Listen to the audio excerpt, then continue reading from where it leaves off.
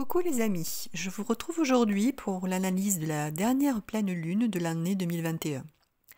La quinzaine à venir sera une des périodes cruciales de cette année, riche en émotions, et nous allons voir pourquoi. À vous les nouveaux abonnés, je me présente, je suis Gabrielle, astrologue, cartomancienne et numérologue. Après l'écoute de ma vidéo, je vous remercie de partager le plus possible, de vous abonner pour recevoir les notifications de ma chaîne et de cliquer sur le pouce en l'air si vous l'avez apprécié. Vous pouvez aussi retrouver mon mail dans la description de la vidéo. Donc cette pleine lune du 19 décembre 2021 aura lieu à 4h35 heure de Greenwich.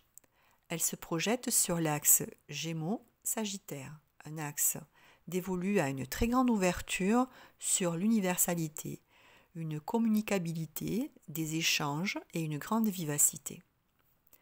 L'axe nous confère aussi une adaptabilité à tous les possibles. La Lune est la planète focus de ce thème. Voilà pourquoi nous devons nous attendre à être submergés par une multitude d'émotions, un tempérament cyclotimique, c'est-à-dire des hauts et des bas. La Lune en Gémeaux n'est pas dans sa position des plus calmes, là où la Lune recherche l'osmose, l'intimité, la plénitude pour assouvir ses besoins naturels. Nous serons titillés par la multiplication de nos centres d'intérêt, par un excès de communication, dérangés par des relations proches pour des motifs futiles qui nous poussent à sortir de notre intérieur. Ce sont des situations plus faciles à vivre pour les signes d'air et de feu. Cette pleine lune forme un T carré avec Neptune, ce qui confère à la période l'impression de se mouvoir dans une nébuleuse sans voir où l'on va. Les situations manquent de clarté. Nous avons souvent eu cette année cette difficulté à discerner le vrai du faux, à dénouer des positions complexes. On a souvent manqué d'objectivité et donc on peut fuir ses responsabilités. Alors nous devons les affronter en prenant du recul, en aiguisant notre sens critique. Désolée, j'ai l'impression de me répéter, mais ce sont les transits qui nous le rappellent. Il nous sera difficile de suivre nos intuitions, nos pressentiments, car nous serons le plus souvent submergés, bouleversés par nos émotions plus. On va ressentir oui, mais à travers des peurs, des malaises que l'on ne peut pas expliquer. On peut être sujet aussi à des oublis, des incidents imprévus de la vie quotidienne que l'on ne maîtrise pas, qui induisent pour certains un manque de volonté, un laisser-aller. Les choses se dégradent dans la mesure où l'on ne fait rien. Pour d'autres, sous le coup de sentiments irrationnels, on peut assister à des fuites en avant, des passions aveugles, mystiques. Attention aux prises d'alcool, de drogue, de psychotropes.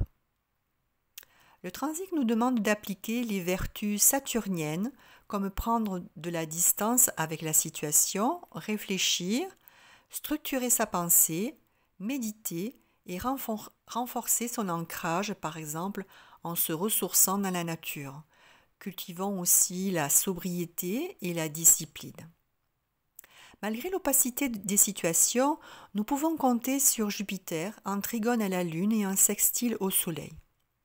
Jupiter va nous apporter les qualités d'organisation pratique dans notre vie quotidienne, à la maison et au travail.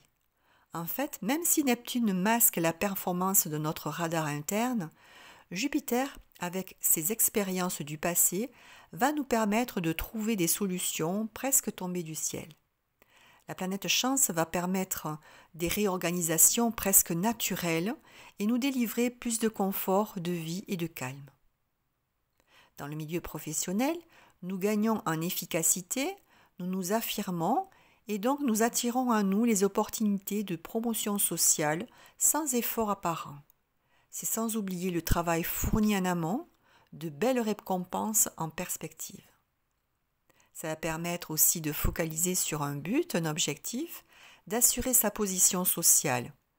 Bref, la réussite est au bout, que ce soit dans sa vie personnelle ou professionnelle. Pour certains, des décisions de justice tombent et règlent donc les conflits de longue date. Ces transits apportent aussi une bonne dose d'optimisme et de joie. Un conseil toutefois, Mars est encore en carré à Jupiter, bien que plus légèrement, Évitez encore la précipitation dans vos actions, ne pas forcer les choses car elles se mettront en place naturellement. Mercure forme un trigone à Uranus. C'est un transit très cérébral qui exacerbe notre besoin de liberté. Liberté de penser, liberté de communiquer, liberté de mouvement, liberté de déplacement. Nous ne pouvons plus supporter les chaînes à nos pieds, la révolte en nous s'extériorise. Maintenant, elle se voit. Le 24 décembre se forme le dernier carré entre Uranus et Saturne et nous allons assister là au dernier coup de boutoir des institutions, gouvernements devenus obsolètes. À partir de là, l'étau va se desserrer progressivement, effaçant ainsi les restrictions, la rigidité, l'austérité, l'application de lois injustes. Que ça se passe une veille de Noël est assez symbolique et donne une vision mystique de l'événement. La fin d'un système est certainement la venue d'un nouveau jour. L'émergence peut-être d'un personnage, d'un sage bienfaiteur, protecteur, qui éveille et déplace les foules pour le bien commun. En plus, si l'on ajoute les chiffres du 24 décembre 2021, on obtient 14, en analogie avec la lame du tarot, la tempérance, représentée par un ange dans le tarot de Marseille. Donc l'évolution est spirituelle, tout en légèreté, sérénité et équilibre.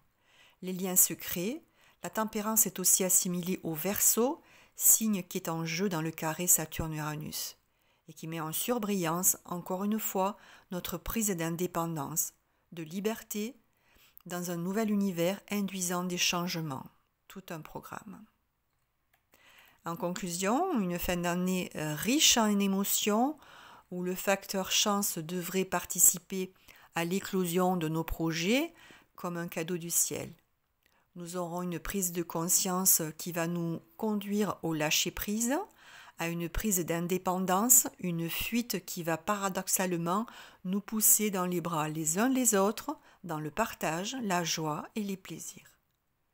Nous nous réunirons dans la recherche de solutions, dans le but de gagner en lucidité pour accéder à la vérité. Les signes concernés par cette pleine lune seront les Gémeaux, les Sagittaires, les Poissons dernier décan, les Taureaux fin du premier début du second décan et les Verseaux. Comme d'habitude, je vous invite à regarder où se projette votre pleine lune dans votre thème, dans quel secteur, car nous sommes malgré tout tous impactés. En numérologie, lorsqu'on ajoute tous les chiffres pour le 19 décembre 2021, soit 1 plus 9 plus 1 plus 2 plus 2 plus 2 plus 1, on obtient 18 et 9. Le 18 est en rapport avec la Lune, ce qui amplifie là encore nos ressentis, nos émotions, nos rêves. Nous sommes soumis à des fluctuations, nous rendant cyclotimiques. Il y a de l'instabilité dans l'air.